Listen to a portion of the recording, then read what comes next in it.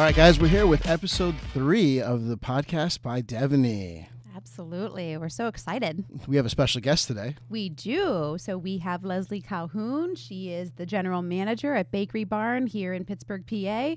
And excited to have you, Leslie. Thanks for having me, guys. Happy to be here. Yeah. So where exactly is Bakery Barn?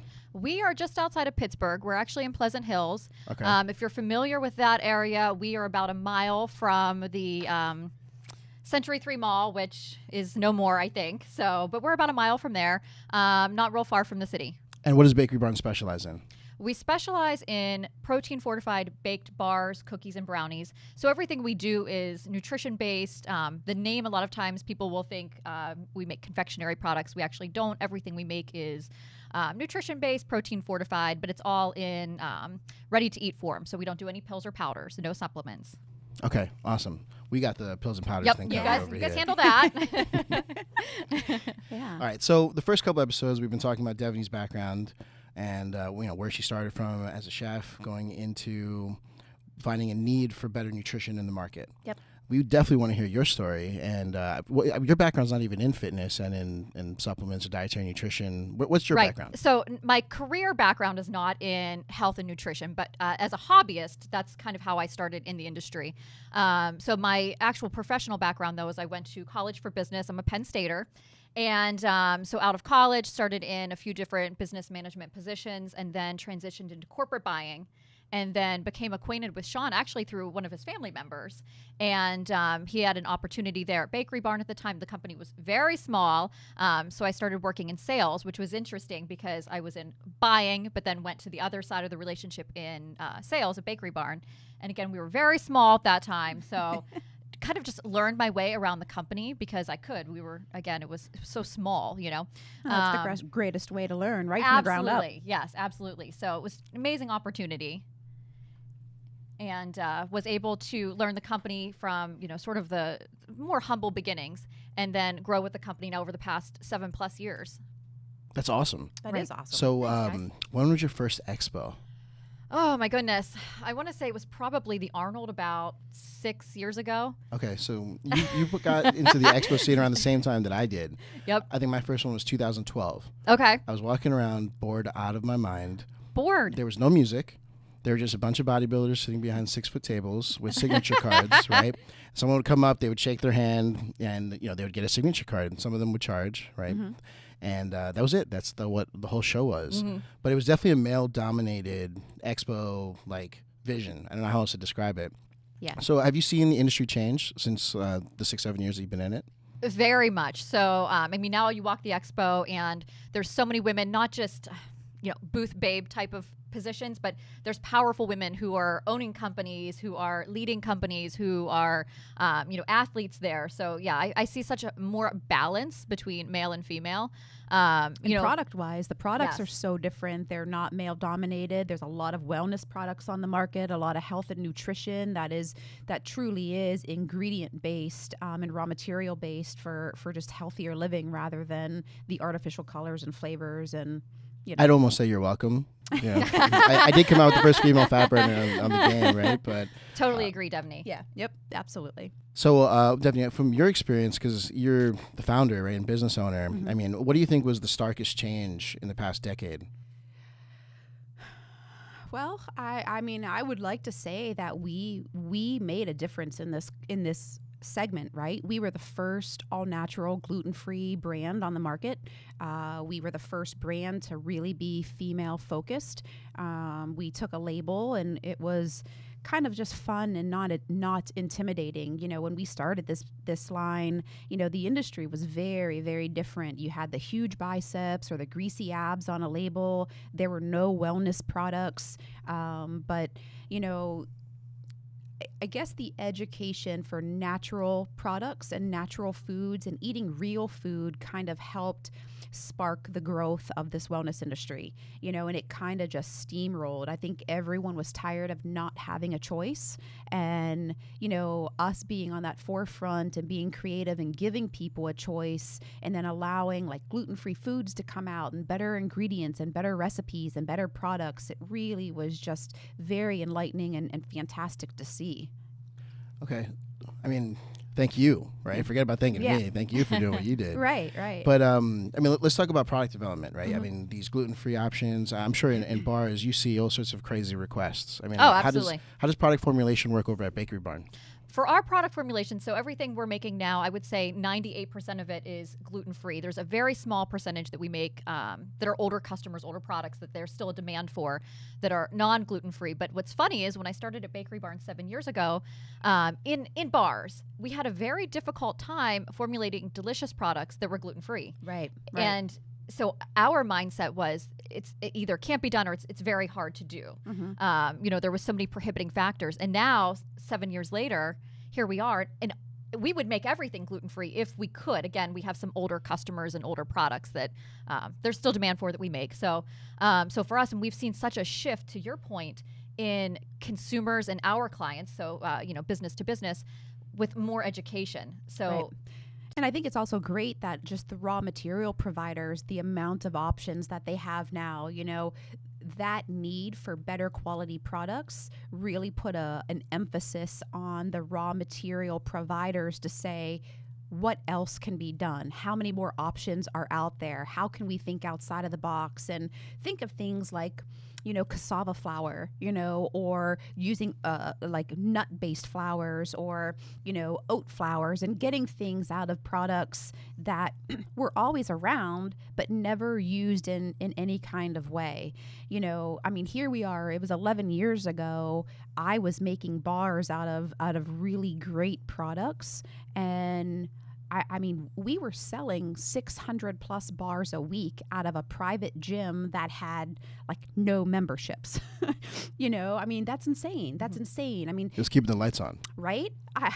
Right. Just keep the lights on. And I could have sold peanut butter cookies left and right, or the oatmeal bar. The oatmeal bar was, and still is, an amazing product, right? We don't sell it anymore. I just kind of hand out that recipe to some of my favorites, and but it really did put an emphasis on the raw material suppliers to come out with bigger and better products. Leslie heard that, right? If we're her favorite, we get the oatmeal bars, right? So, Listen, that thing's like money. It's gold, that recipe. Okay, speaking of gold, have you guys ever gotten any crazy requests? The craziest request I've gotten since like the year that I've been here is they wanted gold flakes in the protein. Oh wow! Okay, right? And like forget protein farts. That's a new one. They wanted gold poop. That's what they wanted. Yeah. And I was just like you want Goldschlager but protein? Right. Like really? What's the craziest request you've gotten in Bakery Barn? So some crazy ones, but some of the hardest ones are when you have a client that maybe doesn't understand food science and they want the profile of like a powder, but they want it in a bar. So that's some of the harder circumstances to deal with, because you have that education piece that you have to do. But yeah, definitely some crazy requests. But again, the harder ones are where the client may not understand the background of the food science. Right. I tell Encore all the time, if I can cut out a square of air and put that into a bar shape, like I'm going to be a millionaire, because everybody wants 0 carbs, 0 calories, and they want it to taste like a Snickers bar. Right. Exactly. Yeah.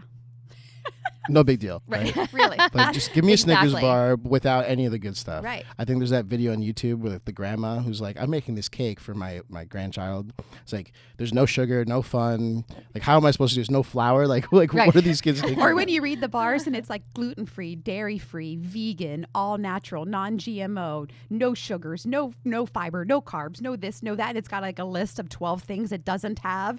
And the first question to my mind is, so what's it made out of? Right. Right? It's like nothing.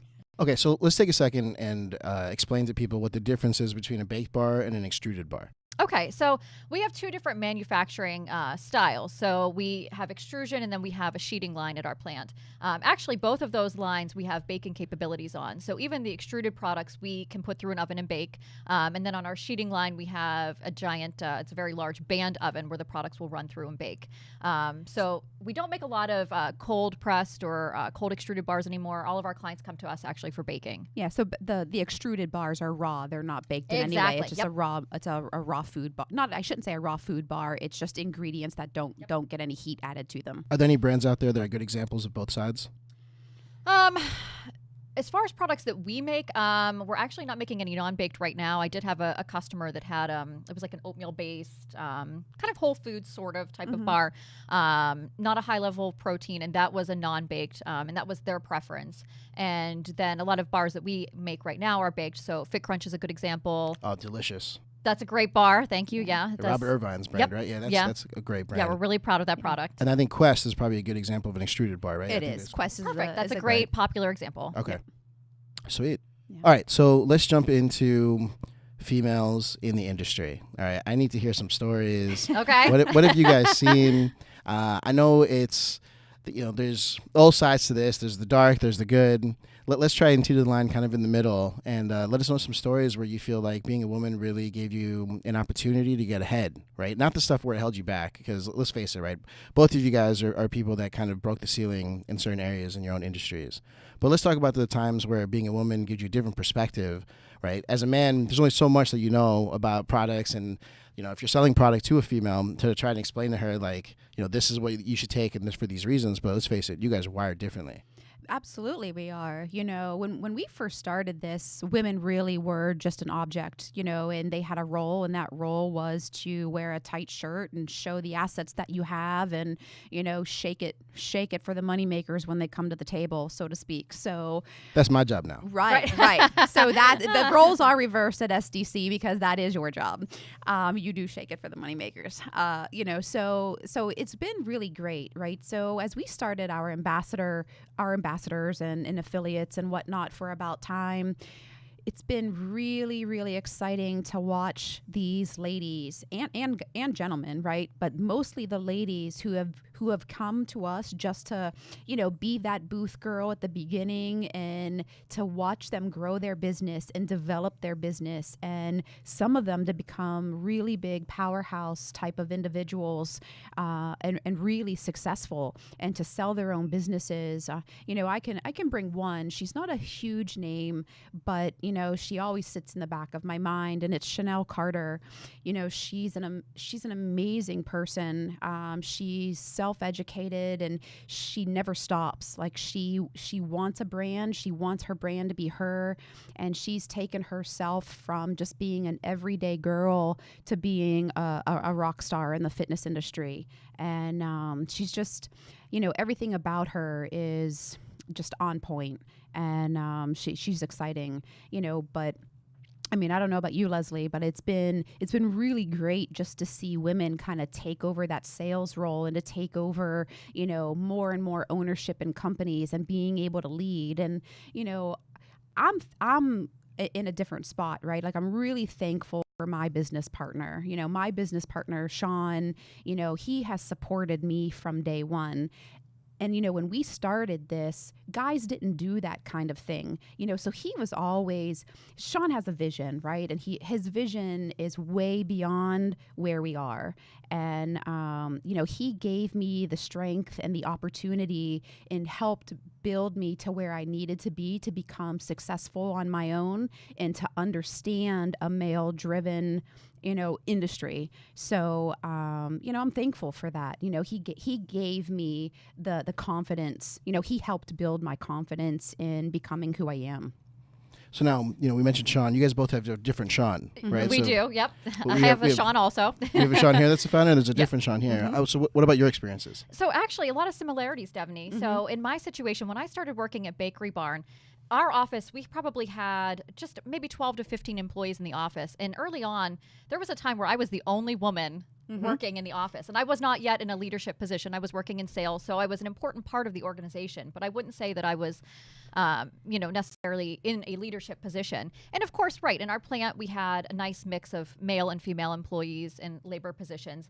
But in the office, I was the only woman at one point. Yep. And I have to say, my thinking is, and this is just my own opinion, so, it's rooted in my personal experiences, but I've never let something like that be a problem for me. Right. It's not a problem for me. And if it's a problem for someone else, I can't give them the power by letting it now make it a problem for me also.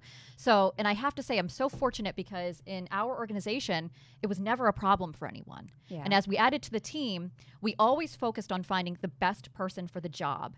And now we're at a point where it's so gratifying. We're at a point where now we have, I would say, 50% female leadership, and our company has grown leaps and bounds. So, I mean, we probably have, 20 to 30 leadership roles, directors, senior managers that are occupied by women. Yeah, and that's fantastic, right? And again, these opportunities were awarded based off of merit, based off of the fact that they were the best person for the job, not that they were female. So for me, it's amazing to be able to say that we've provided, like you said, we provide the opportunity. Yep. And now it's up to the individual to rise to the occasion. Right, and bring solutions to the problems and whatnot. But, I think, years ago, as business was what it was. And I think, what made a difference is as more and more women came into the workforce, we naturally are multitaskers, right?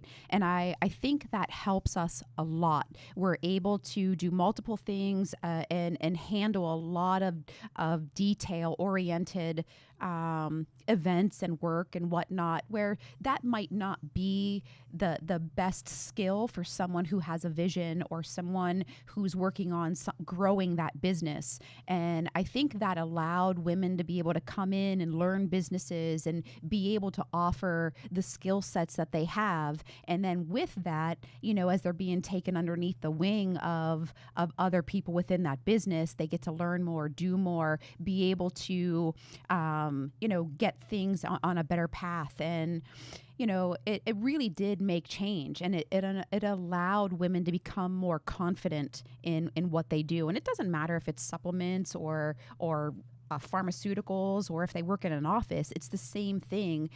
I think we were just given some really good opportunities to be able to spread our wings if we wanted it.